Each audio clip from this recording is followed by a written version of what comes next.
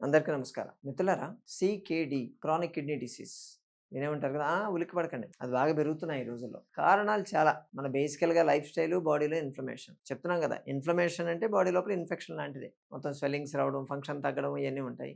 అవెందుకొస్తాయంటే life style వల్ల వస్తాయి. Kidney filtration తగ్గడము, creatine levels పెరగడం. అంతే కదా! ఈ ఫిల్ట్రేషన్ తగ్గితే అది పెరుగుతుంది. దీంట్లో స్టేజెస్ ఉంటాయి. వచ్చిన ప్రతి ఒక్కరి దానికి కంగారు పడాల్సిన అవసరం లేదు. మనకు జీఎఫ్ఆర్ అంటారు. గ్లోమెరులర్ ఫిల్ట్రేషన్ రేట్ అని చెప్పి ఉంటుంది. అది 90 నుంచి 150 ఉంటుంది యూజువల్‌గా. ఎప్పుడైతే ఈ ఫిల్ట్రేషన్ మెల్లగా తగ్గుతూ ఉంటుందో ఆటోమేటిక్‌గా మన బ్లడ్‌లో సీరం క్రియాటిన్ లెవెల్స్ పెరుగుతూ ఉంటాయి. దానికి వేరే డిసీజెస్ నేను మిక్స్ చేయట్లేదు. ఓన్లీ కిడ్నీ గురించే మాట్లాడుతున్నాను.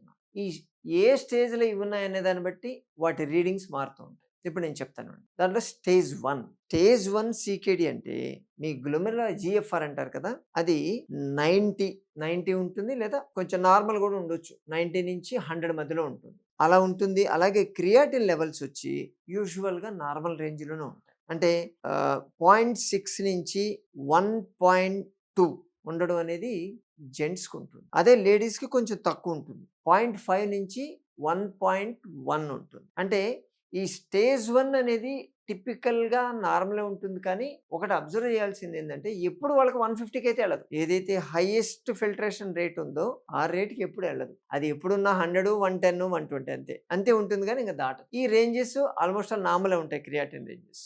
దీన్ని అబ్జర్వ్ చేయాలి. తర్వాత స్టేజ్ 2కెళ్తుంది. స్టేజ్ 2 అంటే మీ ఫిల్ట్రేషన్ జీఎఫ్ఆర్ వచ్చి 60 నుంచి 89 మధ్యలో ఉంటుంది. మీ క్రియాటిన్ లెవెల్స్ వచ్చి మేబీ నార్మల్ ఉండొచ్చు, లేకపోతే కొంచెం ఎక్కువ. అంటే 1.2 నుంచి 1.5 మిల్లీగ్రామ్ పర్సెంటేజ్ ఉండొచ్చు. ఇది మీకు స్టేజ్ 2 కిందకొస్తుంది. స్టేజ్ 3 అంటారు. స్టేజ్ 3 అయితే మీ జీఎఫ్ఆర్ వచ్చి 30 నుంచి 59 ఎంఎల్‌లో ఉంటుంది.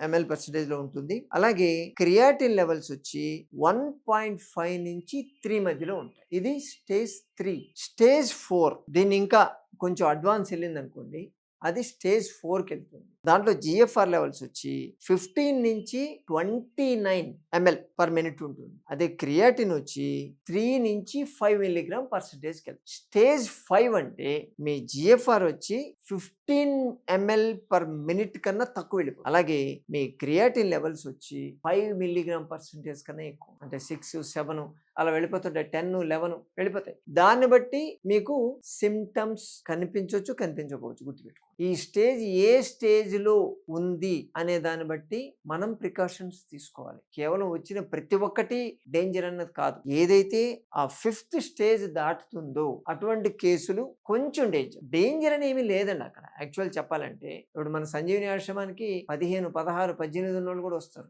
ఎటువంటి సింప్టమ్స్ ఉండవు. వాళ్ళ బాడీలో స్వెల్లింగ్స్ ఉండవు, వామిటింగ్ సెన్సేషన్ ఉండదు, ఫేస్ ఫీలింగ్ ఉండదు. అలాగే బీపీ కూడా షూటప్ కాదు ఆఖరికి. అలాగే ఆకలి బానే అవుతూ ఉంటుంది. నార్మల్‌గానే ఉంటారు. బ్రీతింగ్ అనేది ఆయాసం అంటారు చూసారా? అది కూడా నార్మలే ఉంటుంది. ఎటువంటి సింప్టమ్స్ కనిపించవు. ఏసిమ్ప్టమాటిక్ సీకేడీ. సీకేడీ అని పేరు పెట్టడమే తప్పంటాం మేము. నీకు ఆ లక్షణాలు కానీ మీరు కేవలం బ్లడ్ రిపోర్ట్ చేసి నీకు సీకేడీ ఉందని ఎలా చెప్తారండి? అక్కడ పర్సన్ ఫీల్ కావాలి కదా! పర్సన్‌కి ఏ ప్రాబ్లమ్ లేకపోతే నువ్వు సీకేడీ అని ఎలా చెప్తారు? సీకేడీ ఉంది, నువ్వు పోతావు అని చెప్పడం హిప్నటైజ్ చేయడం అది. మీకు ఎటువంటి లక్షణాలు కనిపించకపోతే అసలు ఫస్ట్ ఆఫ్ ఆల్ టెస్ట్ చేయడమే తప్పంటాం మేము. ఎందుకు పోతారండి ఊరికే? నాకు ఉందా లేదా అని చూసుకోవడా? మీకు ఏమైనా సింప్టమ్స్ కనిపిస్తే అప్పుడే వెళ్ళండి. ఆ రోజు వెళ్ళండి.